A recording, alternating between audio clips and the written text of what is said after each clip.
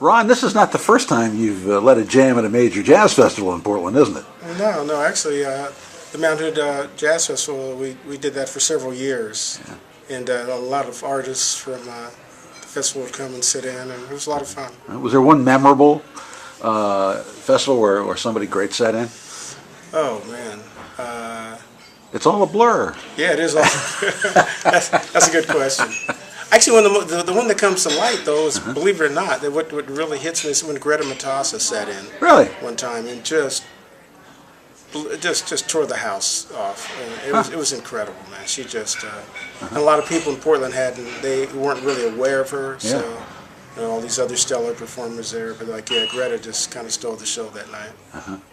So how's it going to work this year? You're doing 2 nights. Yeah, 2 nights. On Friday, it's going to be with Bill Beach and Phil Baker, and then on Saturday it's going to be with Greg Goebel and Phil Baker, and hopefully we'll just get a lot of people, coming to sit in with us, and if all else fails, it'll be a great trio playing some great music. So that's the way I always look at it. Well, if it's one of your jams, you know it's going to show up. Yeah. So do you put out the word to all the musicians who usually show up at your jams? No, I never really do. I just really no, never.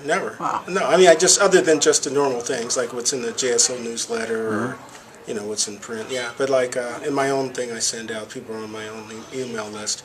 But like at Clyde's, I've been doing it here for over 9 years, so people kind of know, and hopefully the word will get out about the Portland Jazz Festival as well. So I'm looking forward to it. It should be fun. Is it any different when you're calling up guys from Portland who you play with, and somebody big?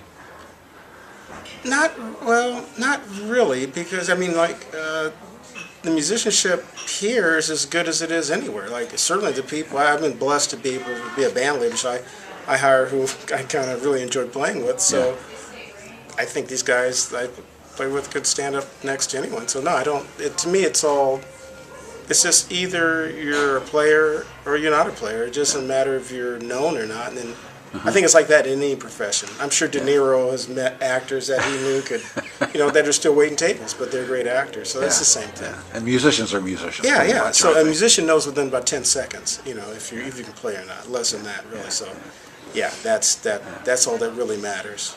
Yeah. I mean, like, say Randy Weston would have been.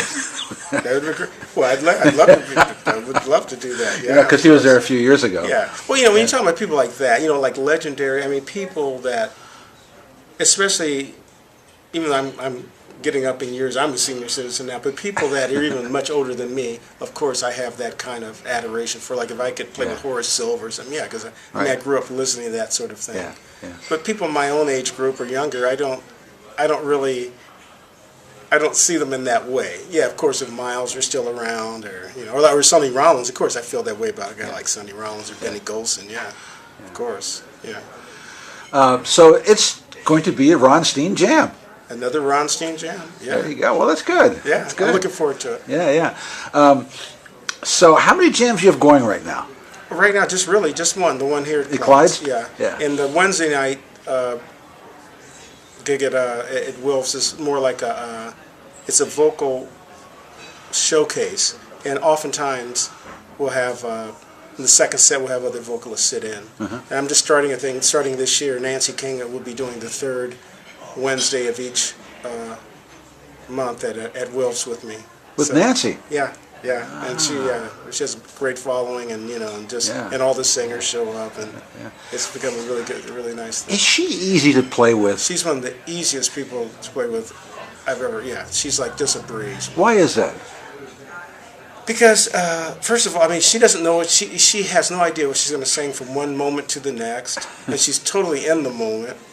And like last week, she was telling like these stories. I mean, the stories are as long as her performance, but they're like just incredible. I'm going to suggest that you tape her, just let her talk. You have to get this on tape. Like she talked about the time she met Charlie Pride before he was famous and all this. Charlie Pride? Yeah, she was playing a gig in Montana. He was Charles back then, and they became famous later and all. It's great stories. Did she tell her Ella Fitzgerald dream story? No. Ever hear that one? No, I'm sure I will. Oh, geez. So I'll have her. No, don't tell me. I'll have her tell it next the next time she plays. Yes, that would be Mike, good. so. That would be good. Yeah. Well, we're all looking forward to this because the jams in the last couple of years haven't been up to snuff. Oh, okay. You know? Well, then that's a challenge for me then. And you know, hopefully that you can attract the guys you usually do, and it'll be really good. I'm looking forward to it. Yeah, all right. Who are you regularly playing with now? Well, that's the beauty of this. Like all my jams, or the ones I'm doing right now, Yeah.